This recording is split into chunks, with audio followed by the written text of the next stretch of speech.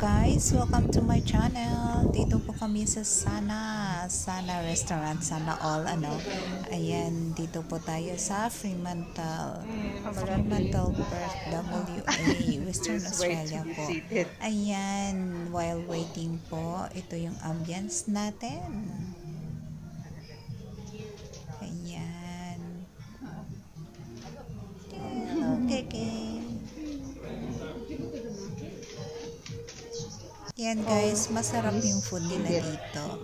Ayan, pero hindi pa namin, this is the first time nakakain kami dito.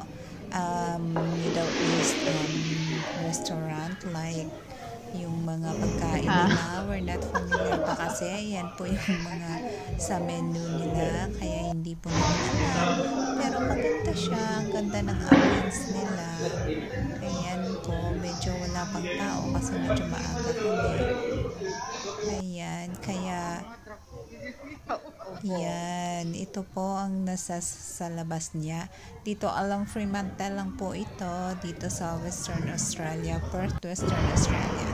Ayan po, tatapos na namin kumain, pupunta kami sa market. Ayan, i-check po natin yung market ng Fremantle kung anong meron.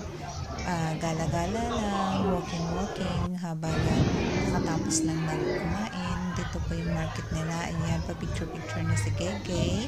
Ayan, papasok po tayo sa market nila kung anong meron doon. Tara guys, samahan nyo kami. Ayan, bibili na naman sila ng kanilang mga dessert daw. Meron po tayong mga t-shirt dito, yung mga sports. Yan po, meron din dito mga foods, Filipino foods. Like ensaymada, yung bakery po, Filipino bakery.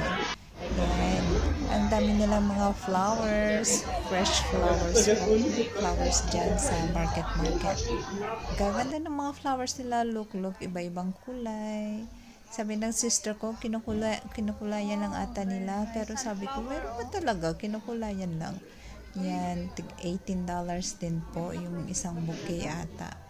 Yan, meron din. Depende po sa klase ng flowers. Iba-iba po yung price. Pero magaganda silang lahat. Yan po, oh. Yan. Ito lang po yung makikita sa market dito. Ito naman po along the road lang ng mga restaurant.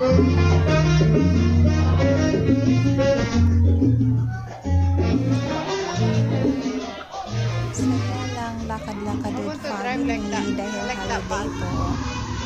And guys, enjoy guys. Gusto ko pala mag-drive ko po, so